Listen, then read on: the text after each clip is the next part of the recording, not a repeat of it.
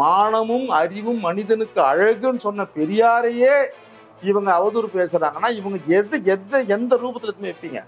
பேரலை அரண்சை YouTube ரூட்டஸ் tribes இணைந்து நடத்தும் பெரியார் எனும் பெரு நெருப்பு கருத்தரங்கம் திரு ஆலூர் ஷானவாஸ், திரு லோகு ஐயப்பன், திரு கரிகாலன், திரு இந்திரகுமார் தேரடி ஆகியோர் கருத்துரையாற்றுகின்றனர். நாள் ஜனவரி 25 மாலை 5 மணி. இடம் தமிழ் இணைய கல்வி கழக அரங்கம், கோட்டூர்புரம், சென்னை. உண்மையா மக்களை நேசிச்சு என் மக்கள், என் மொழி, என் தமிழ் இனம் அப்படின்னு நினைக்கிறவனுடைய உண்மைத்தன்மையை மக்கள் ஈஸியா புரிஞ்சுப்பாங்க. உன்னை திட்டி உன்னை நேசிக்கிறவன் உண்டு. உதாரணத்துக்கு, மானமும் அறிவும் மனிதனுக்கு அழகுன்னு சொன்ன பெரியாரையே இவங்க அவதூறு பேசுறாங்கன்னா இவங்க எந்த ரூபத்துல வைப்பீங்க? இவர் அந்த கட்சியினுடைய தலைவர் சீமான். ஆனா அதனுடைய ஒருங்கிணைப்பாளர் என்ன சொல்றாரு? அவர் பேசுறது எதுவுமே எங்க கட்சியினுடைய கருத்து இல்லைன்றாரு. எங்கன்னா நடக்குமா? எவ்வளோ விமர்சனம், எவ்வளோ பொய், எவ்வளோ அவதூறு. இவங்க தான் அவமானப்பட வேண்டியது, அசிங்கப்பட வேண்டியது, சுய விமர்சனம் பண்ணிக்க வேண்டியது, வெளியில வர வேண்டியது. அதுக்கப்புறம் எங்க அண்ணன் ஐயோ, என்னால் இதெல்லாம் நினைச்சு பார்த்தா ரொம்ப எங்கேயோ போய் நிற்கும் தொடர். அதை விடுங்க, அதுதான் அது. அரண்சை நண்பர்களுக்கு வணக்கம். அரண்சை ஊடகம் சுயேட்சையாக இயங்குவதற்காகவே உருவாக்கப்பட்டது. நாம் செய்கிற வேலை உண்மையிலேயே மக்களுக்காக செய்கிறோம் என்பதை நீங்கள் நம்பினால், வாய்ப்பு இருந்தால் இந்த ரேசர் பே கியூஆர் கோடுக்குள்ளே நீங்கள் அதை ஸ்கேன் பண்ணி எங்களுக்கு உங்களால் இயன்றதை விருப்பம் இருந்தால் ஆதரவு தெரிவிக்கலாம். அரண்சை நேயர்களுக்கு வணக்கம். நான் மதநெறி உலகன். இன்றைய நமது சிறப்பு விருந்தினர் நீலச்சந்திரகுமார் அவர்கள், விடுதலை சிறுத்தைகள் கட்சியின் மாநில அமைப்பு செயலாளர். நிறைய விஷயங்கள் விவாதிக்க இருக்கிறோம், அவரை வரவேற்கலாம். வணக்கம். வணக்கம் தோழர். பெரியார் குறித்து சீமான் ஒரு விஷயம் சொன்னார். பெரியார் நீ உணர்ச்சிக்கு தேவைப்பட்டால் தாயோடோ அல்லது மகளோடோ அக்கா தங்கச்சியோட உறவு கொள்ளலாம் அப்படின்னு பேசினார். அதற்கு ஆதாரம் கொடுங்க அப்படின்னு சொல்லி பெரியாரிய உணர்வாளர்கள் இவங்கெல்லாம் போராட்டம் நடத்திட்டு இருக்கிறாங்க. 12 நாள் ஆயிடுச்சு, இன்னும் ஒரு ஆதாரம் தரல, ஆதாரம் கொடு அல்லது மன்னிப்பு கேள் அப்படின்னு சொல்லி நீ வீட்டையும் முற்றுகையிட்டு ஒரு போராட்டம் நடத்தியிருக்கிறாங்க. ஏறக்குறைய 2000 பேருக்கு மேல கலந்துக்கிட்டாங்க. இந்த போராட்டம் குறித்தும் இந்த சர்ச்சை குறித்தும் உங்களுடைய பார்வை என்ன? தொடர், இப்போ அவர் ஒரு முதல் படியிலேருந்து இறங்கி வந்திருக்கிறார். அதாவது முதல்ல பெரியார் மேல பொய் சொன்னார். அந்த பொய்யை அவர் பின்வாங்கியிருக்கிறார். இந்த போராட்டத்தின் மூலிமா அவர் இன்னைக்கு வெளிப்படுத்தின ஒரு பதில் என்னன்னா, நான் எதுவாக இருந்தாலும் நீதிமன்றத்தில் சொல்லிக்கிறேன், ஆதாரம் இருந்திருந்தா ஏற்கனவே விவாதத்துக்கு வாங்க அப்படின்னாரு. எல்லாத்தையும் நீங்க அடிச்சு உடைச்சிட்டாரு. திருமுருகன் காந்தி கேட்டாரு, நான் வரமாட்டேன்ட்டாரு. எதுக்குமே வரல. பெரியாரிஸ்டுக்கு வாங்க, அம்பேத்கரிஸ்ட் வாங்க, எல்லா இஷ்டம் நீங்க மொத்த பேரும் நின்று பேர் கூட ஆதாரமும் அவர் கொடுக்கல, யாரு கூடயும் அவர் விவாதம் பண்றதுக்கும் அவர் வரல, முடிச்சிட்டாரு அவர். அந்த சாப்டரை அவர் பினிஷ் பண்றதா எப்படி அர்த்தம் வருதுன்னா, நான் நீதிமன்றத்துல எதாவது என் மேல வழக்கு போட்டுட்டீங்களே, நாங்க சொல்லிக்கிறேன். அவர் சவார்கரனுடைய வாரிசுங்கிறத இன்னைக்கு தெளிவா விளக்கிட்டார். ஆனா மன்னிப்பு கேட்கலையே. அதுதான், அது நீதிமன்றத்துல போயிட்டு இவர் எழுதி கொடுத்துட்டு கிளீன் பண்ணிட்டு வந்துருவாரு. இல்ல பெரியாரிஸ்டோ அம்பேத்கரிஸ்டோ தனித்தனியா கூப்பிட்டோம்னா ஒவ்வொருத்தருக்கிட்டும் தனித்தனியா மன்னிப்பு கேட்டுருவார். நம்ம வருண் ஐபிஎஸ் சொன்ன மாதிரி. அதனால அது ஒண்ணு முடிஞ்சிடுச்சு. அதுக்கு அடுத்தது அவர் எங்க வர்றாருன்னா, பெரியார் சொன்னதை சொல்லி விமர்சனம் வைக்கிறார். அது ஏற்புடையது. முதல்ல பொய் சொன்னாரு, பொய்யுக்கு தான் அவதூறுன்னு நம்ம பேரை வச்சு அவரை நம்ம டிஃபைன் பண்ணோம். இப்போ அவர் வைக்கிறது விமர்சனம் இல்லையா? இந்த விமர்சனத்துக்கு நம்ம நேர்மையான ஒரு வாதத்தை அவர்கிட்ட சொல்லலாம். இல்ல, அவர் இப்ப தாலியை அறுத்து போடுங்கன்னு சொன்னாரு, கர்ப்பப்பையை தூக்கிங்கன்னு சொன்னாரு. அதெல்லாம் தொடர். ஆமா தொடர், பெரியார் அதெல்லாம் சொல்லிதான் இருக்கிறாரு. யார் இல்லைன்னா ஆனா சொன்னதுதான். இதுல என்ன ஒரு விஷயம்னா, சாதிதான் சமூகம் என்றால் வீசும் காற்றில் விஷம் பரவட்டும்னு புரட்சியாளர் அம்பேத்கர் சொன்னார். இதோட நோக்கம் என்ன? இந்தியாவில் இருக்கக்கூடிய மொத்த பேரும் விஷவாயு பீச்சி மொத்த பேர் சாகடிச்சிடணும் அப்படின்ற எண்ணமா? அது கிடையாது. ஆனா அதோட நோக்கம் என்னன்னா, உன் சாதி இழிவை விட்டு தொலைடா அப்படிங்கிறது தான். அறிஞர்கள் இந்த மாதிரியான ஒரு வார்த்தைகளை சொல்லி முடிப்பாங்க. பெண்ணிய விடுதலைக்காக ஆணாதிக்க சிந்தனையை ஆணாதிக்கத்தினுடைய தலையில சம்மட்டி அடிக்கிறதுக்காக தான் இந்த வார்த்தையை அவர் சொல்றாரு. கொஞ்சம் எக்ஸ்ட்ரா தான் போய் பேசுவார் அவரு. கர்ப்பப்பைய தூக்கி போடுங்க அப்படின்றது என்னன்னா, அதோட எண்டு என்ன? எண்டுக்கு அடிப்பாரு. பிள்ளை பெருக்கிற எந்திரம் கிடையாது நீங்க. இப்போ நம்ம அந்த காலத்துல இருந்த அந்த வாழ்வியலோட நம்ம ஒப்பிட்டு பார்த்துக்கணும். இன்னைக்கு இருக்கக்கூடிய சூழ்நிலையிலிருந்து அதை நம்ம பார்க்க கூடாது. அன்னைக்கு பெண் பிள்ளைகளை, குழந்தைங்களை பெத்தாலே அம்மா அப்பாங்களுக்கு ஐயோ பொண்ணு பிறந்துடுச்சே அப்படின்னு ஒப்பாரியும் தான் இருக்கும். முடிஞ்ச வரைக்கும் கிராமத்துல கள்ளிப்பாலை ஊத்தி கொண்டுடுவாங்க. எத்தனை லட்சம் குழந்தைகள் அது மாதிரி பெண் குழந்தைகள் 90 வரைக்கும் இருந்தது இல்லையா? இன்னைக்கு கூட சமுதாயத்துல உங்களுக்கு எத்தனை பசங்கன்னு கேளுங்களேன், 2 பொண்ணு அப்படின்னு சொல்றதுக்கு தயக்கப்படுவாங்க. ரஜினி தயக்கப்பட்டாரு, கமலஹாசன் தயக்கப்பட்டாரு. எப்பேற்பட்டவங்க வசதி வாய்ப்போடு இருக்கிறவங்க கூட பெண் குழந்தை பெற்றவங்க வந்து இப்படி சொல்லக்கூடிய ஒரு சூழல்ல இருந்தாங்க. ஆனா இப்போதைக்கு காலகட்டம் ஒரு 25 வருஷத்துல நீங்க பாத்தீங்கன்னு வச்சுங்களேன், பெண் குழந்தைகள் பெற்றவன் தான் இன்னைக்கு சூப்பர்மேனா இருக்கிறான் அப்பா அம்மா. ஏன்னா அந்த அளவுக்கு பெண் பிள்ளைகளை வந்து பெரிய ஒரு விழிப்புணர்வோட கல்வி, தெளிவான அறிவு, வேலை வாய்ப்பு, பொருளாதாரம் எல்லாத்துலயுமே அவங்க வந்து இன்னைக்கு சாதிச்சு அடிச்சு தூசு கலப்பின்னு போயிட்டு இருக்கிறாங்க. இதை செய்யணுங்கிறதுக்காகத்தான் அன்னைக்கு இருந்த காலகட்டத்தில் தந்தை பெரியார் உன் கர்ப்பப்பையை தூக்கி போடு, இந்த நாய்க்கு புள்ள பெத்து போட்டு ஏன் உக்காந்துக்கிற நீ, அது கிடையாது, கிராப் வெட்டிக்கோ. எதுக்கு? முடியை பிடிச்சி ஒரு நோஞ்சான் சுத்தி அடிப்பான், அதுக்காக கிராப் வெட்டிக்கோ. புடவை கட்டாத, பேண்ட் போடு. என்ன காரணம்? ஒரு பேஷண்ட் மாதிரி இருப்பான் வீட்டுக்காரன், அந்த பொண்ணு கூட நடந்து போகும்போது அவனை விட ஒரு படி எக்ஸ்ட்ரா நடந்துடக்கூடாது. அப்போ 8 முழம் புடவை கட்டிக்கினா கால் இடுக்கா நடக்கும்ல, மெதுவா நடக்கணும். ஏய் புடவை கட்டி போட்டு பேண்ட்டை போடு, அவனுக்கு இரு, உன் கொலுசத்துக்கு வெளியே விசிறடினாரு. கரண்டை தூக்கி போடு, புத்தகத்தை கையில எடு. மாமியார் இருக்காரு, மருமக எங்க போறா ஏது வரான்னு தெரிஞ்சுக்கிறதுக்காக அந்த காதுல அந்த சவுண்டு கேட்கணுன்றதுக்காகவே உனக்கு கொலுசு மாட்டி விலங்கா வச்சுக்கிறான், தூக்கி விசிறடி. இதெல்லாம் எதுக்காக சொன்னது? அதாவது பெண் விடுதலைய ஒரு ஆணா இருந்து பெரியார், ஆனால் பெண்ணா இருந்து அதை பார்த்தவர்.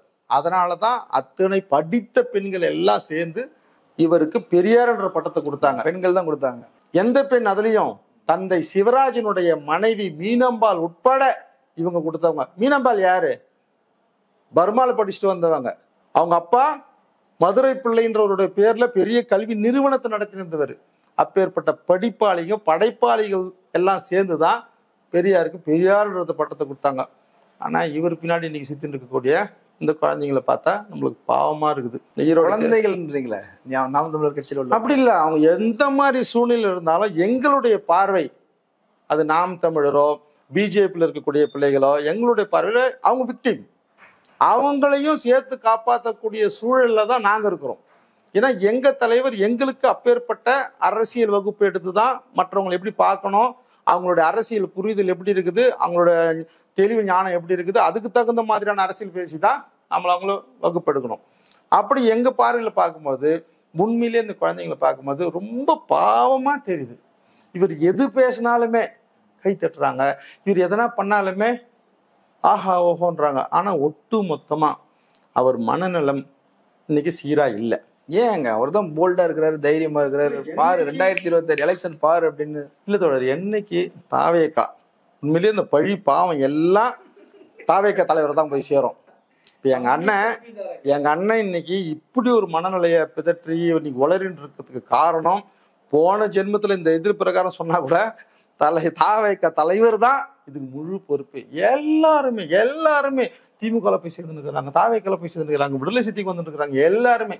இப்போ நான் சார்ந்து இருக்கக்கூடிய மாவட்டம் ஊர்ல எல்லாம் கூட நிறைய பிள்ளைங்க எல்லாம் நாம் தமிழர் இருந்தவனுங்க. நடக்கக்கூடிய ஒரு நிகழ்ச்சியில வந்து நாங்களாம் சீஃப் கெஸ்டா போவோம், மேதகு பிரபாகரனுடைய பிறந்த நாளுக்கு அதெல்லாம் போவோம், எல்லா பசங்களுமே போயிட்டு. அப்போ என்ன ஆகும், இத்தனை வருஷமா ஒரு மிகப்பெரிய தலைவரா மேதகு பிரபாகரனுடைய பிள்ளை நம்பன்னு சொல்லி சொல்லி சொல்லி சொல்லி வளர்த்தவங்க ஒரே ஒரு நாள் ஒரு மாநாட்டுக்கு அப்புறம் மொத்தமா சாப்டரே க்ளோஸ் அப்படின்னும் போது என்ன பேச முடியும்? கட்சி மொத்தமா காலி ஆயிருச்சு. இப்ப சேர்ந்து தாவேக்கா சேர்ந்து அந்த தம்பிங்க வந்து ஒரு மாசம் கூட இருக்காது. இதே நாம் தமிழர் பிள்ளைங்க தான் இந்த ஒரு மாசத்திலேயே இவரை பத்தி அவ்வளோ அவதூறு பேசுறானுங்க. அப்ப இத்தனை வருஷமா இவரு ஒரு கருத்தியல் ரீதியா அந்த பிள்ளைங்களுக்கு உண்மையை சொல்லி வளர்த்துருந்தாருன்னா, தத்துவங்களை சொல்லி வளர்த்துருந்தாருன்னா வெளில போவாங்களா? போறதுக்கு வாய்ப்பே இல்லை தோழர். இது நிக்காது. இது இந்த இடைத்தேர்தல் முடிஞ்ச பிறகு நீங்க பாருங்களேன், மிக அளவுல வேகமா போயினே இருப்பா. அவர் தான் சொல்றாரு, பெரியார் மண்ணுன்றீங்க, அங்கே வந்து நான் சேலஞ்ச் பண்றேன், பெரியார சொல்லி நீ ஓட்டு கேளு பார்க்கலாம் அப்படின்னு சொல்றாரு. இவருக்கு இன்னும் ஒரு சில விஷயங்களை வந்து டெப்தா போய் புரிஞ்சிக்க மாட்டேங்கிறாரு. பெரியாரு ஓட்டு அரசியல் கிடையாது. திக போட்டி போட்டுதா தேர்தல்ல? திவிக போட்டுதா?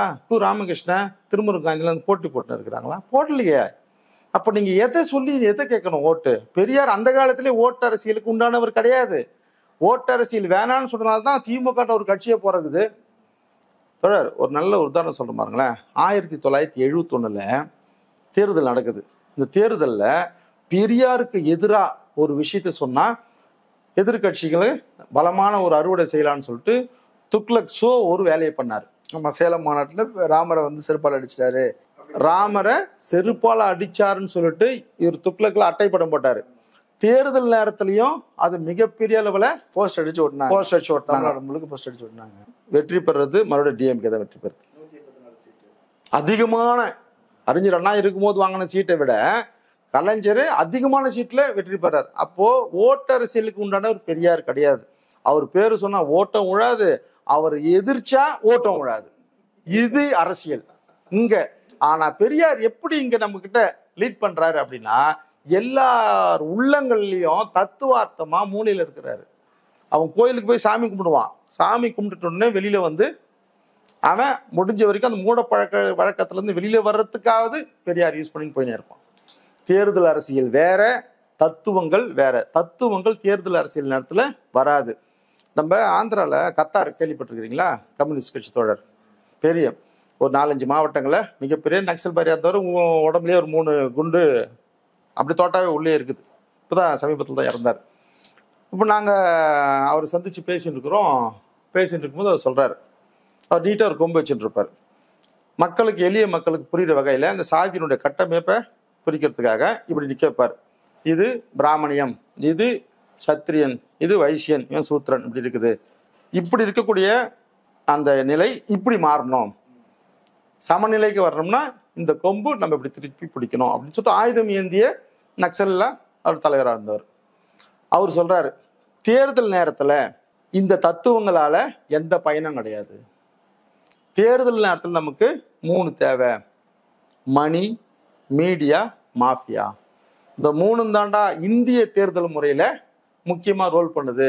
மீதி இருக்கக்கூடிய நாட்கள்ல தான் நம்ம தத்துவங்களை பேசி மக்களை நம்ம திருத்தணும். அப்போ இப்ப ஏற்பட்ட தலைவர்களுடைய நோக்கம் என்னவா இருக்குதுன்னா, மக்களை நல்வழிப்படுத்துறது, மக்களை திருத்தங்களை கொண்டு வர்றது. இதுதான் இவங்களுடைய புரட்சியை தவிர தேர்தல் பாதைக்கு வரக்கூடிய விஷயத்தையும் இதயத்துக்கு இவங்க எண்ணிச்சுக்கிறது கிடையாது. பெரியாரை எதிர்த்தா அவருக்கு வந்து உயர் சாதியினர் ஓட்டு விடும். கன்சிராம் போல அவர் வந்து உத்தரப்பிரதேசத்துல வந்து பரிசோதனை முயற்சி செஞ்சாரு. அவர் வந்து உயர் சாதியினர் வந்து இணைத்து கொண்டு வெற்றி பெற்றாங்க. மாயாவதி பிராமணர்கள் இணைச்சிட்டு கூட ஜெயிச்சிருக்கிறாங்க. அது போல இங்க வந்து பெரியாரை எதிர்த்தால் பிராமணர்கள் ஓட்டு விடும் அப்படின்னு சீமான் வந்து ஒரு ஸ்ட்ராட்டஜியா அதை பண்றாரு. இவருக்கு தேர்தல் வரலாறுன்னு தெரியல, அரசியல் வரலாறுன்னு தெரியல. கன்சிராமனுடைய ஃபார்முலாவை தான் 90க்கு அப்புறம் தான் அவர் பண்ணாரு. 50லயே பண்ணவர் தான் அறிஞர் அண்ணா. இது அம்பேத்கருடைய ஒரு செயல் திட்டம். புரட்சியாளர் அம்பேத்கர் தமிழ் தெரியாது, தந்தை பெரியாருக்கு ஆங்கிலம் தெரியாது. இவங்க 2 பேருக்கும் நடுவில் பேசுறது ஆங்கிலம் தான். இதுல டிரான்ஸ்லேட்டர் அறிஞர் அண்ணா.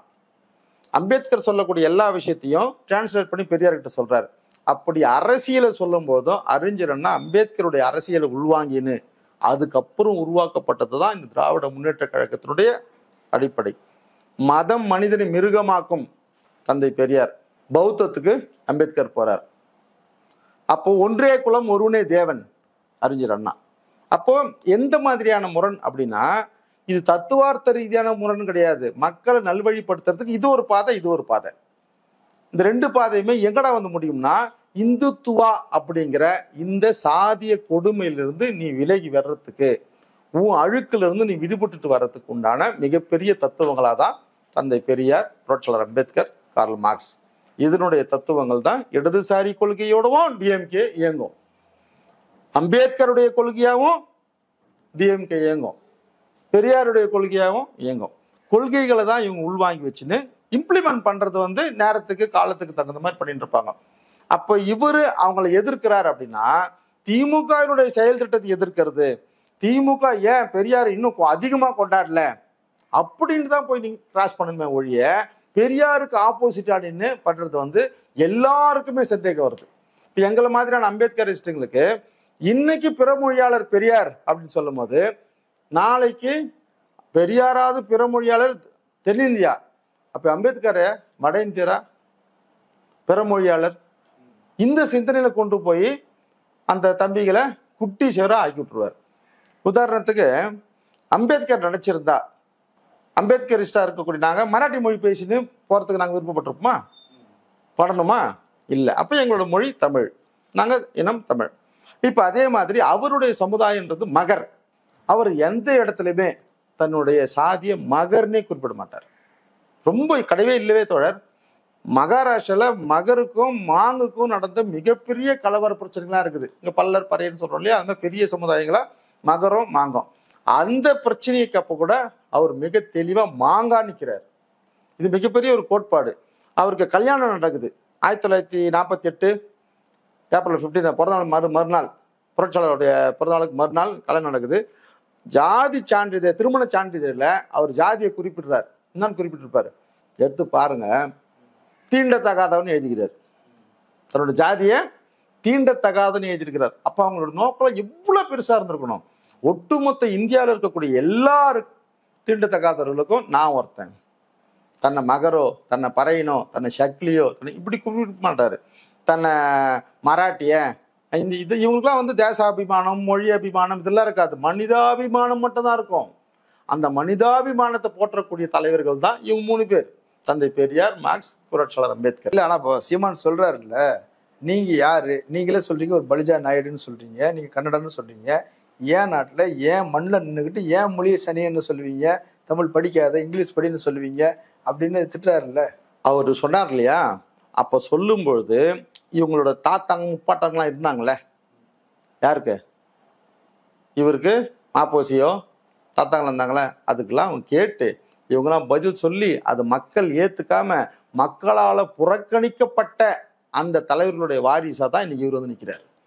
அப்படி மக்களால அந்த வார்த்தை அக்செப்ட் பண்ணியிருந்தாங்கன்னா அவங்கள தலைவராக கொண்டாடி இருப்பாங்களே. ஏன் மாபோசி ஆஹாஹோன்னு கொண்டாடல? ஏன் சிவந்தி ஆதித்ய கொண்டாடல? அவங்க தெரியாது, மக்களுக்கு தெரியாது. மக்கள் நான் தமிழ்நாட்டு மக்கள் அவ்வளோ முட்டாளா? இல்லை, இப்போ மாப்போசி தமிழ்நாடு தமிழரசு அப்படிலாம் பேசுறது துரோகம், திராவிட ஓர்மைக்கு எதிராக சிதைவுற வேலையை செய்யறாரு. உண்மையா மக்களை நேசிச்சு என் மக்கள் என் மொழி என் தமிழ் இனம் அப்படின்னு நினைக்கிறவனுடைய உண்மைத்தன்மையை மக்கள் ஈஸியா புரிஞ்சுப்பாங்க. உன்னை திட்டி உன்னை நேசிக்கிறவன் உண்டு. உதாரணத்துக்கு ஏய் சாப்பிட்டு போடா அப்படின்னு சொல்லுவோம். இந்த சவுண்ட்ல ஏ போடா வாடா இதெல்லாம் வந்துட்டுதான். ஆனா நோக்கம் உன்னை சாப்பிட வைக்கிறது தான். ஆனா இவங்க பேசுற தமிழ் தேசியவாதிகள்னா சாப்பிட்டியா, சாப்பாடு ஆயிடுச்சு, இல்லப்போ இப்படி சொன்னா எப்படி இருக்குமோ அந்த மாதிரி இவங்க கொண்டு வரக்கூடிய தமிழ் தேசியம் சாதி வெறியும் மத வெறியும் மாறு வேடம் பூண்டு வரக்கூடியதுதான் இது. ஆர்எஸ்எஸ் சாதி வெறியும் மத வெறியையும் சனாதனம் மனு தர்மத்தின் மூலியமா கொண்டு வரும். தமிழ்நாட்டில் அது முடியலன்னு உடனே இவங்க மாறு வேடம் பூண்ட சனாதனவாதிகள். இவ்வளவுதான் சிம்பிள். இல்லை, இப்போ சீமானை அவர் விமர்சனம் பண்றாரு, கருத்துக்கள் சொல்றாரு, திராவிடத்தை எதிர்க்கிறாருன்னு உடனே நீங்க என்ன பண்றீங்க, அவரை பிஜேபி பி டீமு, அவர் ஆர்எஸ்எஸ் ஆளு, ஆர்எஸ்எஸ் உடைய கூலிப்படைன்னு பிராண்ட் பண்ணி அவரை ஒழிச்சு கட்ட முயற்சி பண்றீங்கன்னு விமர்சனங்கள் வருது. இல்லை நாங்க இப்போ இனிமே அவர் பிடிபிலாம் சொல்றதெல்லாம் வேஸ்ட். அவர் ஆர்எஸ்எஸ்னுடைய மிகப்பெரிய தொண்டை, மிகப்பெரிய சீனியர் தொண்டனா அவர் மாறிட்டு இருக்கிறாரு. அண்ட புலவன் ஆகாச புலவன் 2 பேர் இருந்தானுங்க. இந்த 2 பேருக்கு மிகப்பெரிய போட்டி நடக்குது. அப்படி போட்டி நடக்கும்போது ஒரு பெரிய கோட்டை, மலை மேல இருக்கிற கோட்டை, மக்கள் எல்லாம் பல்லாயிரக்கணக்கில் கீழே கூடி நிற்கிறாங்க. இப்போ அண்ட புலவனும் ஆகாச புலவனும் நிற்கிறான். சுத்தி மக்களை எல்லாம் பார்த்துட்டு இருக்கும்போது முதல்ல அண்ட புலவன், அண்ட புலுகன், ஆகாச புலுகன். இந்த அண்ட புலுகன் ஆர்எஸ்எஸ் பிஜேபி இவன் ஃபர்ஸ்ட் சொல்றான், மக்களே அந்த மலை மேல பாருங்க, அந்த மலை மேல கோட்டை தெரியுதா, அந்த கோட்டை மேல ஒரு எறும்பு நடந்து போது பாருங்க அப்படின்றான். மக்கள் எல்லாம் கை தட்டிட்டு இவன் தாண்டா அந்த உலகத்திலே மிகப்பெரிய புலுகன், இவனுக்கு குத்தலடா பரிசுறாங்க. உடனே ஆகாச புலம் நிக்கிறான். வெயிட் பண்ணுங்க, அதான் இவரு எங்க அண்ணன். இவர் நான் சொல்றாரு, ஆமா மலை இருக்குது, அது மேல கோட்டையும் தெரியுது, அந்த எறும்பும் எனக்கு தெரியுது, ஆனா அந்த எறும்பு நொண்டின்னு போது பாரு அப்படின்னு உடனே ஆகாச புலவன் சொல்றான். உடனே இவன் தாண்டா மிகப்பெரிய புலகன், இவனுக்கு கூடுறா பரிசு. இந்த மாதிரி அண்ட புழுகணும் ஆகாச புழுகணும் மக்களை முட்டாளாக்குற மாதிரி தான் பாஜக தலைவர் அண்ணாமலையும் இன்னைக்கு இவரும் 2 பேரும் சேர்ந்து இன்னைக்கு மக்கள்கிட்ட பெரியாரை எப்படி பண்ணலாம்னா, அவங்க பெரியாரை ஒழிச்சு கட்டினா தான் உள்ள வர முடியும்ன்ற செயல் திட்டத்தோட வரும்போது அவங்கள விட இவர் இன்னும் மிகப்பெரிய அளவுல காமிக்கணுன்றதுக்காக எறும்பு நொண்டின்ற மாதிரி இல்லாத பொய்களை பெரியார் மேல சொல்லி இல்லாத அவதூறுகளை அங்க பேசி வெறுப்பு சம்பாரிச்சு வெறுப்பு அரசியல் பண்றதுக்கு அவங்களுக்கும் இவங்களும் நடக்கக்கூடிய போட்டி தான் இது. அவர் என்ன சொல்றாரு, இப்ப நேற்று கூட கல்லிறக்க மாநாடுல அண்ணாமலையும் இவரும் ஒன்னா கலந்துக்கிட்டாங்க. அது அவரு ஒரு விவசாயிகள் மாநாடு, அது அவங்க கூப்பிட்டுருக்குறாங்க, அவ்வளவுதான், நாங்கெல்லாம் ஒண்ணு கிடையாது அப்படின்னு மீண்டும் மீண்டும் சொல்றாரு. ஆனா நீங்க மீண்டும் மீண்டும் அவரை இணைச்சே பேசுறீங்க. இது வந்து இதெல்லாம் வந்து ரொம்ப நம்ம வந்து இது சப்பக்கட்டு கட்டி அவர் வேற ஒரு டைமென்ஷன்ல கொண்டு போற மாதிரியான ஒரு சூழலாக தான் எனக்கு தெரியுது. அந்த மாதிரியான ஒரு நல்ல ஒரு விவாதத்துக்கோ, ஒரு கருத்தியல் ரீதியான ஒரு விஷயங்களை பேசுறதுக்கோ, ஒரு ஆரோக்கியமான செயல் திட்டத்துக்கோ, அவங்க கட்சியில் இருக்கக்கூடிய எந்த விதமான செயல் திட்டங்களை வச்சிருக்கிறாங்களோ அதெல்லாம் பேசுறதுக்கான ஆட்களே இவங்க கிடையாது. இவங்க முழுக்க முழுக்க வேற ஒரு அரசியல் கையில் எடுத்துட்டாங்க. வெறுப்பு அரசியல், பெரியார் எதிர்ப்பு அரசியல், எந்த மாதிரியான ஒரு அவமானத்தையும் தாங்கக்கூடிய ஒரு கேவலமான ஒரு அரசியலை இவங்க முன்னே கொண்டு வந்துட்டாங்க. மான உணர்ச்சியே இல்லைன்றீங்களா? சுத்தமா தொடர் அப்படின்னா என்னன்னே தெரியாது. மானமும் அறிவும் மனிதனுக்கு அழகுன்னு சொன்ன பெரியாரையே இவங்க அவதூறு பேசுறாங்கன்னா இவங்க எந்த ரூபத்துல இருந்து வைப்பீங்க? நாங்க வந்து கஷ்டப்பட்டு திராவிட அரசியலுக்கு எதிராக ஒரு கருத்தியல் உருவாக்கி வச்சிருக்கிறோம். விஜய் திடீர்னு வராரு, தமிழ் தேசியமும் திராவிடமும் எங்களுக்கு இரண்டு கண்கள்னு சொல்றாரு, திராவிடத்தை அங்கீகரிக்கிறாரு. அப்படின்னும் போது கோவத்துல வந்து அதை விஜயை எக்ஸ்போஸ் பண்றதுக்காக சீமான் பேசுறாரு. ஆனா விஜய் தரப்புல இருந்து பதிலே வரல, நீங்க கடந்து பேசிக்கிட்டு இருக்கிறீங்க. உண்மை இதுதான். இப்ப நீங்க சொன்னதான் உண்மை. எனக்கு தெரிஞ்ச வரைக்கும் இவருக்கு பெரியார் மேல உண்மையான வெறுப்பு கிடையாது. பெரியாரை பத்தி எல்லாமே இவருக்கு நல்லாவே தெரியும். பெரியாரிஸ்டுக்கும் கூடயும் பழகிருக்கிறாரு, பெரியாரையும் படிச்சிருப்பாருன்னு நம்புறேன். அல்லது பெரியாரை பத்தின செவி வழி செய்திகள், டிவி எல்லாத்தையும் கேட்டிருப்பாரு. ஆனா நடந்த விஷயம் ஒட்டு மொத்தமா இவரை இன்னைக்கு மனநலம் பாதிக்கப்பட்டவரை மாத்தந்து தவிக்க தலைவர். ஏன்னா கடந்த காலங்கள்ல பௌத்தம் மிகப்பெரிய அளவுல வளர்ச்சியா இருந்தது 2600 வருஷத்துக்கு. அதை ஒழிக்கிறதுக்கு அது வரைக்கும் இருந்த பிராமணர்களால எதுவுமே பண்ண முடியல. அன்னைக்கு வரைக்கும் பிராமணர்கள் எல்லா கறியும் சாப்பிட்டு இருக்கக்கூடியவங்களா இருந்தாங்க. மாட்டுக்கறி உட்பட எல்லா கறியும் சாப்பிட்டு இருந்தாங்க. பௌத்தம் என்ன பண்ணுச்சுன்னா, மாட்டுக்கறியை சாப்பிட்றது இல்ல, அது உழவுகளுக்காக அப்படின்னு சொல்லிட்டு பௌத்தம் தான் அந்த திட்டத்தை கொண்டு வருது. அந்த திட்டம் வந்த உடனே மக்கள் என்ன பண்றாங்கன்னா, பௌத்தத்தை ஏத்துக்கிறாங்க, ஆரியத்தை கொப்பையில போட்டுறாங்க. மறுபடியும் ஆரியம் பௌத்தத்தை ஜெயிக்கிறதுக்கு வர்றதுக்கு என்ன பண்ணுதுன்னா, அத்தனை வருஷமா அவன் சாப்பிட்டு இருந்த அந்த ஊன் உணவு, மாமிச உணவை அப்படியே ஒட்டு மொத்தமா விட்டுட்டு மரக்கறிக்கு போனான். ஒருத்தரை வெல்லணும்னா அவன் செய்யற நற்காரியத்தை விட நீ அதிகமான இன்னொரு காரியத்துக்கு போனாதான் நீ வெற்றி பெற முடியும். நீ எதிர்ப்பானு நீ இந்த கறி சாப்பிடக்கூடாதா, நான் இந்த கறி சாப்பிடுவேன்றது அது கிடையவே கிடையாது. அந்த மாதிரி இன்னைக்கு திமுக எதிர்ப்பு அப்படின்னு தாவேகா தலைவர் கொண்டு வந்து அங்க அம்பேத்கரையும் பெரியாரையும் முன்னிறுத்துறாங்கன்னா மிகப்பெரிய சூட்சம உள்ள அடங்கி இருக்குது. அது பெரியார் சொன்ன கருத்துக்களை விட அம்பேத்கர் சொன்ன கருத்துக்கள் இது வரைக்கும் திமுக என்ன செஞ்சதோ அதை விட அதிகமான அளவுல அந்த மக்களுக்குடான பயனா தாவேகா செய்ய வரும்போது ஆட்டோமேட்டிக்கா திமுக வந்துடும். இதுதான் ஆரோக்கியமான போட்டி. இப்ப நீ பெரியாரை பத்தி பேசுற, நான் பெரியாரை பத்தி பேசுறான்னு. இப்ப இவர் வந்து பெரியாரை பத்தி இப்படி பேசிட்டாரு, திமுகவும் வாய் திறக்கல, தாவேகாவும் வாய் திறக்கல, அதிமுகவும் வாய் திறக்கல, யாருமே வாய் திறக்கல. ஏன்னா அவங்களுக்கு தெரியுது. ஆனா அம்பேத்கரை பத்தி பேசின உடனே திமுக தமிழ்நாடு ஃபுல்லா அவ்வளவு பெரிய ஆர்ப்பாட்டத்தை அறிவிச்சு அடிக்குது. யாரு வாயிலிருந்து எது வருது? அம்பேத்கரை பத்தி இழிவுபடுத்துறது உள்துறை அமைச்சர் அமித்ஷா, அதனால அடிக்குது. பெரியாரை பத்தி சொன்னது கீழே வேணா நம்ம பசங்களை பார்த்துங்க, இந்த ரேஞ்சு தான், இவ்வளவுதான். இந்த ரேஞ்சுக்கு தாவேகாவும் நிக்குது பாரு, அவர் மதிக்கவே இல்லை. இவரை சுத்தமா மோடம் கட்டிட்டு யாருமே எதுவுமே சரியா ரைட் யாரை எதிர்க்கிறாரோ அவங்க யாரும் அவரை மதிக்கவே இல்லை. இப்ப இவரை தட்டின்னு இருக்கிறதோ பேசிட்டு இருக்கிறதோ வந்து இவங்க தான் ஒரு அறிவர் தான் சொல்லிட்டு தூரப்படுத்தா இருக்குது. எங்க தலைவர் என்ன சொன்னாரு? பெரியாரை போற்றுவோம், உங்களுடைய அரசியல் நீங்களே வந்து மண்ணவாரி போட்டுப்பீங்க, விசார பாத்துக்குங்க, இதோட கடக்குறாரு. அப்ப என்ன அர்த்தம்? எல்லாம் ஒரு ஆளே இல்ல யாருக்குமே நீ ஆள் இல்ல அப்படிங்கிறது தான் சூசகமா எல்லா கட்சியும் வெளிப்பட்டுச்சு. பெரியாரை பேசி பேசி வளர்ந்த சீமான், தன்னை வளர்த்து கொண்ட சீமான், அல்லது இன்னைக்கு பெரியாரை எதிராக பேசுறதன் மூலமாக அவருக்கு பாதிப்பு வருமா அல்லது இன்னும் வளர்ச்சி வருமா? அதாவது இது வந்து ஒரு முடிவுரை. பெரியாரால் வளர்ந்தார். பெரியாருடைய கருத்துக்களால, பெரியாரிஸ்டுகளால தான் மேதகுவையே போய் இவர் சந்திச்சார். இன்னைக்கு பெரியாரிஸ்டுகளாலேயே இவர் தூற்றப்படுறார். பெரியார் மேலேயே ஒரு கை வச்சிட்டதுனால இவர் வந்து அணையிற விளக்கு கடைசியா எரிஞ்சிட்டு முடிஞ்சிடும் தொடர், அவ்வளவுதான். அணையபுற விளக்கு பிரகாசம் எரியுது, முடிஞ்சிச்சு. ஆனா இப்ப நீங்க பிரபாகரனை சந்திச்சாருங்கிறீங்க, அதுலயே சர்ச்சை இருக்குது. அந்த போட்டோ வந்து ஃபேக்கு, அப்படிலாம் போட்டோ எல்லாம் எடுக்கப்படல, சந்தித்தாரா என்பதே தொடர். இப்போ 2002 எங்க தலைவர் வந்து மேதகு பிரபாகரனை சந்திச்சாரு, போறாரு. இங்க இருந்து போயிட்டு அங்க சந்திக்கும் பொழுது என்னென்ன பண்ணாரு, ஏது பண்ணார், எல்லாத்தையுமே எங்களுடைய உயர்மட்ட குழுல வந்து எங்களுக்கு விளக்குறாரு. எப்படின்னா, தலைவர் போன உடனே அங்க ஒரு நிகழ்ச்சி நடக்குது, கலை நிகழ்ச்சி, மேடை. மேதகு தலைவர் எல்லாம் உட்காந்துருக்குறாங்க. மேடையில வந்து ஒரு நிகழ்ச்சியில வந்து ஒருத்தர் கை இல்லாம ஒருத்தர் கால் இல்லாம ஒரு மாதிரியான ஒரு நிகழ்ச்சியில் நடந்து முடிஞ்சிட்டு பிறகு அந்த நாடகத்தை பத்தி மேதகு எழுச்சி தமிழர்கிட்ட கேட்கிறாரு. எப்படி இருந்தது? இல்லை தத்ரூபமா நடிச்சிருந்தாங்க, ரொம்ப இதுவா இருந்ததுன்னு சொல்றாரு. அது தத்ரூபம் இல்லை, அவங்க எல்லாருமே கை காலை இழந்தவங்க தான். இந்த போர்ல கை காலை இழந்த அந்தந்த வீரர்கள் தான் அங்க நடிச்சதுன்னு எங்க தலைவர் ஓன்னு அப்படியே கதறி எழுதிட்டு இருக்கிறார். இந்த மாதிரியான சம்பவங்கள், அந்த மாதிரி ஒவ்வொரு விஷயத்தையும் அவர் காமிச்சுட்டு போயிட்டு இருக்கிறார்.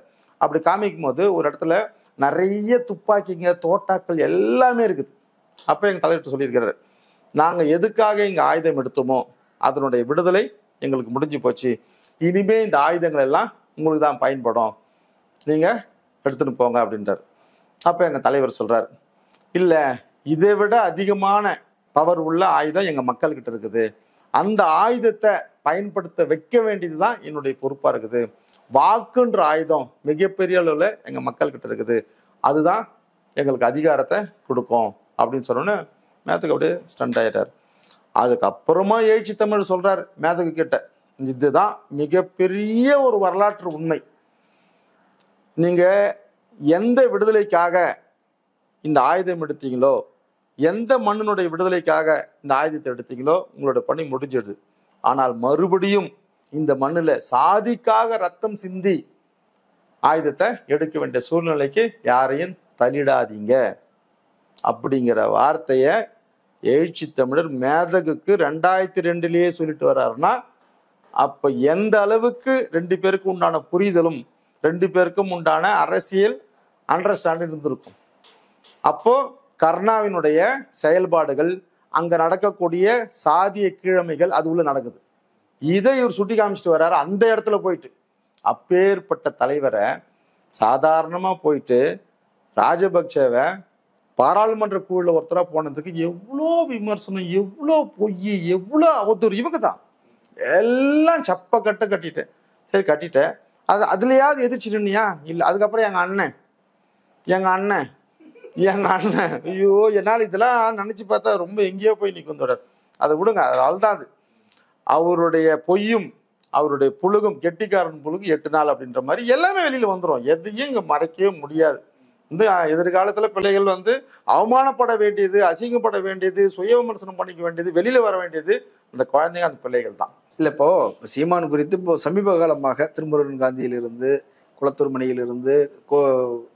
ராமகிருஷ்ணனிலிருந்து பலரும் வந்து இப்போ சமீப காலமாக பேசுறத பார்க்குறோம். ஒரு 2 ஆண்டுகள் 3 ஆண்டுகளாக தான் இந்த பேச்சுகள், விமர்சனங்கள் எல்லாம் பார்க்குறோம். ஆனால் அவர் என்ன சொல்றாரு, 15 ஆண்டுகளுக்கு முன்னாடியிலிருந்து இவங்கெல்லாம் எங்களுக்கு கூட இருந்தாங்க, ஆலோசகர்கள் இருந்தாங்க, விளையாடியில் இருந்தாங்க அப்படின்னு ரொம்ப நெருக்கமாக இருந்தாங்க. இன்னும் சொல்ல போனால் குளத்தூர் மணி கட்சியில இருந்தெல்லாம் நிர்வாகிகளை வந்து நாம் தமிழர் வேலை செய்ய அனுப்புனார் அப்படின்றதெல்லாம் சொல்றாங்க. இப்பதான் இந்த தகவல்கள்லாம் வருது.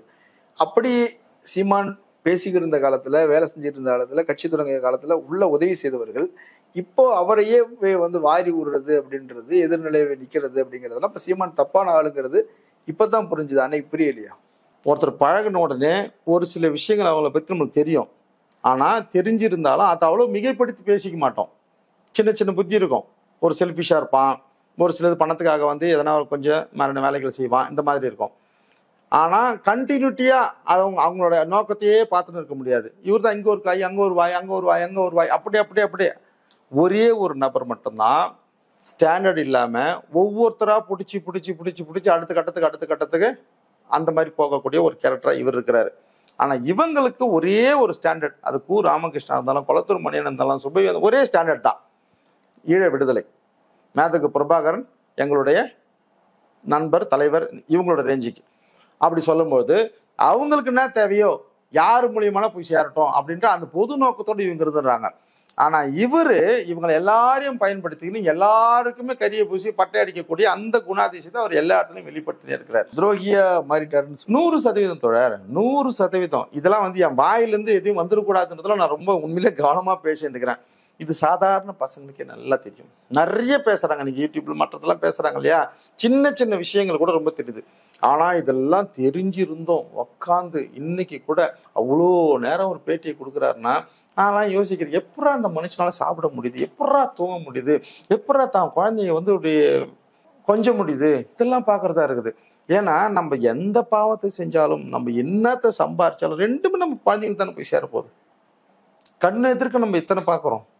அப்ப இவர் எதை சாதிக்கிறதுக்கு இவ்வளோ பெரிய அபாண்டம், இவ்வளோ பெரிய பொய், இவ்வளோ பெரிய துரோகம், இவ்வளோ பேருடைய ஏச்சு பேச்சு, இவ்வளோ பெரிய சாபம் எல்லாத்தையும் வாங்குறாரு. இவர் மனிதர் உணர்ந்து கொள்ள மனித உறவே அல்லன்ற மாதிரி தான் நான் இவர் சொல்லணும். தன்னைத்தானே வீழ்த்திக்கிட்டாரு அப்படின்னு. ஆமா தோழர், நம்மளாம் ஒரு பெரிய நட்பு சக்தியா இருப்பாரு. ஒரு மிக சொல்ல போனா திமுக கட்சிகளை வீழ்த்துவதற்கு இவங்கெல்லாம் வந்து எதிர்காலத்துல ஒரு சக்தியா இருப்பாங்க. இதெல்லாம் நம்ம யோசிச்சுதான்.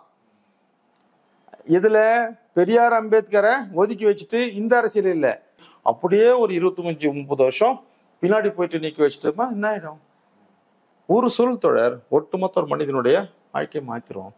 சீனா இதுல தென்கொரியால ஒரே நைட்டு அந்த அதிபர் ஒரு வார்த்தை சொன்னார், நான் இனிமே அதிபர் ஆட்சி கொண்டு வந்துடுறேன் அப்படின்னு. ஜனநாயக நாடு. ஆனா அந்த கட்சி மொத்தமா சேர்த்து ஒரே வார்த்தையில அவர் எடுத்து போட்டுச்சு. இன்னைக்கு இவர் வந்து அந்த கட்சியினுடைய தலைவர் சீமான். ஆனா அதனுடைய ஒருங்கிணைப்பாளர் என்ன சொல்றாரு, அவர் பேசுறது எதுவுமே எங்க கட்சியினுடைய கருத்து இல்லைன்றாரு. இது எங்கன்னா நடக்குமா?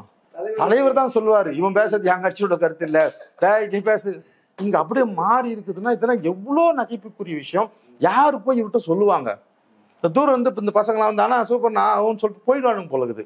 யாரும் பக்கத்துல உக்காந்து இது இல்லை, இது சரி, இது ஓடுற வரைக்கும் ஓட்டம், இருக்கிற வரைக்கும் ஏதாவது நம்மளும் சுரண்டின்னு போயிடலாம், இந்த மாதிரியான அந்த மாதிரியான ஒரு அரசியல் தான் இவருது. பெரியாரை வந்து அவர் வந்து எதிர்க்கிறேன்னு சொல்லிட்டாரு.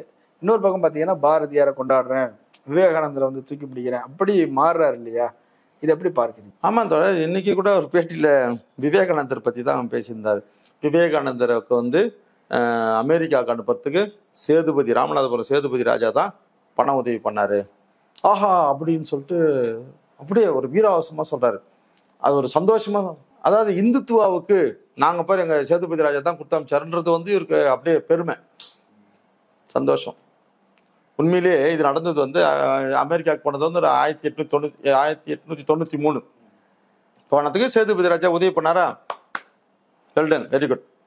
ஒரு 4 வருஷம் கழிச்சு அதே சேதுபதி ராஜா சென்னை உயர்நீதிமன்றத்தில் ஒரு வழக்கு போட்டார் 1897. என்ன தெரியுங்களா? இந்த நாடாருங்க கோயிலுக்குள்ள நுழைஞ்சிட்டானுங்க, இவங்களுக்கு ஒருத்தருக்கும் 2500 ரூபாய் ஃபைனை போடுங்கன்னு சென்னை உயர்நீதிமன்றத்தில் இதே சேதுபதி ராஜா தான் வழக்கு போட்டவர். இந்த மாதிரி கோயிலுக்குள்ள வரக்கூடாதுன்னு சொன்னார். வழக்கு போட்டுட்டது மட்டும் இல்லை, அந்த வழக்கில் என்ன சொல்றாருன்னா, இவங்கெல்லாம் வந்து பனையேறிகள், இவங்கெல்லாம் வந்து பார்த்தா தீட்டுங்கிற கீழ்ஜாதிக்காரங்க, இவங்க வந்து பொய்யா சத்திரியர்கள்னு சொல்லிக்கின்னு இங்கே சுற்றின்னு இருக்கிறாங்க, இவங்கள வெளியில் அனுப்புங்க, ஃபைனை போடுங்க வந்ததுக்கு இப்படின்னு அதே சேதுபதி ராஜா இவர் கொண்டாடுற பத்தியா இவர் தான் அதை பண்ணார். இவருக்கு எப்படின்னா எந்த தலைவர்களை பத்தியுமே ஒரு கவலை இல்லை. அந்த மக்களுக்காக போராடிய மார்ஷல் நேசமணி ஐயா கேள்விப்பட்டிருக்கிறீங்களா? எப்பேற்பட்ட ஒரு வரலாறுகளை இவர் பேசுவார் மற்ற மேடைகள்ல. கீழ்ஜாதிக்காரன் உண்மையா சொல்றேன், நீ இப்படி வந்து இப்படி ஏறு, நாடார்கள் நாங்க எப்படி வந்தோம் அப்படின்னுவாரு. உண்மையிலேயே நாடார்களுடைய வளர்ச்சியை கொண்டாட வேண்டியது யாருன்னா ஐயா வைகுந்தர், தந்தை பெரியார், மார்ஷல் நேசமணி, ஐயா காமராஜர், இவங்க எல்லாருமே வந்து நம்ம ஓரளவுக்கு அந்த மக்களுடைய வளர்ச்சிக்காக பாடுபட்ட தலைவர்களாக கூட நம்ம சொல்லலாம், ஒன்றும் தப்பில்லை. ஏன்னா ஒரு விஏஓ நாடார் சமுதாயத்தை சேர்ந்தவனை இவர் கொண்டாடினா இருப்பார் இந்த சேதுபதி ராஜா, இந்த குரூப்பு உள்ள உக்காரத்துக்கு அனுமதிக்கல. நாடாரங்களாம் நீங்களா வந்து நெஞ்சு முடி காமிச்சு தானே எங்க முன்னாடி நிற்கிறோம், பாட வெளிலன்னு சொல்லிட்டு அடிச்சு ஊத்திரானுங்க. அப்பேற்பட்ட விஏஓவை யானையில உட்கார வச்சு கௌரவமா அந்த அலுவலகத்துல கொண்டு போய் சேர்த்து எவன்டா வரீங்க வாங்கடான்னு சொல்லிட்டு இன்னைக்கு நாங்க மடிச்சு விட்டு இருக்கோம் கை, அந்த மாதிரி அப்பவே மார்ஷல் நேசமணி கை மடிச்சு கட்டிக்கின்னு உள்ள கொண்டு விட்டுணும். யார் புரட்சியாளர், யார் போராளி, யார் நம்ம மனசுல உண்மையா நிற்பாங்க? ஐயோ நேசமணி வந்து நாடா இருப்பா, காமராஜர் வந்து நாடா இருப்பா, வைகுந்தர் வந்து நாடா இருப்பா, இப்படி நினைக்கணுமா? காலக்கெடுப்பவரை தற்காப்பதே தர்மம்னு சொன்னார் ஐயா வைகுண்டர். அவங்களாம் இவங்க தானே நம்மளுக்கு ஒரு ரோல் மாடலாவோ, நம்ம மனசுல வந்து ஒரு பெரிய ஒரு மன தைரியத்தை கொடுக்கக்கூடிய தலைவர்களா இவங்க தானே இருப்பாங்க. வந்து பிரிவினையை இங்க ஒரு குடியை பேசுறது, அங்க ஒரு குடியை பேசுறது, அங்க ஒரு குடியை பேசுறது, ஒத்து மொத்தமா போட்டுன்னு ஒரு குடியை பேசிட வேண்டியது. எல்லாமே இப்படிதான் இருக்குது. அப்ப எதை நோக்கி இவங்க பயணம் பண்றாங்க? இலக்கே இல்லைன்றீங்க. எதுவுமே கிடையாது. இந்த சேதுபதி ராஜாவினுடைய மூதாதையர் தான் சேதுபதி தொண்டைமான். யார் தெரியுதுங்களா? வீரபாண்டி கட்டபொம்மனை காட்டி கொடுத்த அந்த ராஜா தான் இது. இப்ப நீ எந்த குரூப்ல சேருவ? உன் சேதுபதி ராஜாவை ஆஹா ஓஹோன்னு சொந்த நாடார மக்களையே கேஸை போட்டு அவமானப்படுத்தினவன். அடுத்தது அவனோட மூதாதையர் நீ சொன்ன வீரபாண்டிய கட்டபொம்மன், நம்ம வீர தமிழச்சி நாச்சியார் மொத்த பேருக்கும் சேர்த்து ஆப்பு வச்சு இது தூக்கு தண்டனை வாங்கி குத்துவேன், கைத்துல போட்டவன் இந்த சேதுபதி. எதுக்கு? ஆண்ட பரம்பரை சூத்திரர்கள் யாருன்னு உனக்கு தெரியாது. தமிழ்நாட்டில் மட்டும்தான் சூத்திரர்கள். இவ பேசுறாருல நீங்க சூத்திரர்கள் யார்? ஐயோ, ஒரு 37 தொகுதிக்கு அம்பேத்கர் வெளியில வந்திருக்கிறது. அதுல 13வது தொகுதி மட்டும் வாங்கி இவருக்கு தயவு செய்து எல்லா அம்பேத்கரிஸ்டுகளும் கேட்டுக்கிறேன், எல்லா அம்பேத்கரிஸ்டுகளும் 13வது தொகுதியில சூத்திரர்கள் யாருன்னு புரட்சியாளர் அம்பேத்கர் மிகப்பெரிய அளவில் அழகா எழுதியிருப்பாரு. அதை அவருக்கு நீங்க எல்லாருமே பிரசன்டேஷன் அனுப்பிச்சு விட்டுருங்க எல்லாருக்கும். இல்ல, சூத்திரர்களை வேசி மக்கள்னு சாஸ்திரங்கள் சொல்லியிருக்குது அப்படின்னு எடுத்துட்டு பாருங்க, தமிழர்களே உங்களை வேசி மக்கள்னு சாஸ்திரங்கள் சொல்லியிருக்குது அப்படின்னு சொல்லி பெரியார் பேசினாரு. தொடர்ந்து பேசுறதா இருந்தா, ஆனா தமிழர்களே அப்படி சொல்லவே இல்லை. தமிழர்கள் வேசி மக்கள்னு சாஸ்திரங்கள் சொல்லுதா? இந்து சாஸ்திரங்கள் அப்படி சொல்லுதா? சூத்திரர்கள் அது சொல்லுது.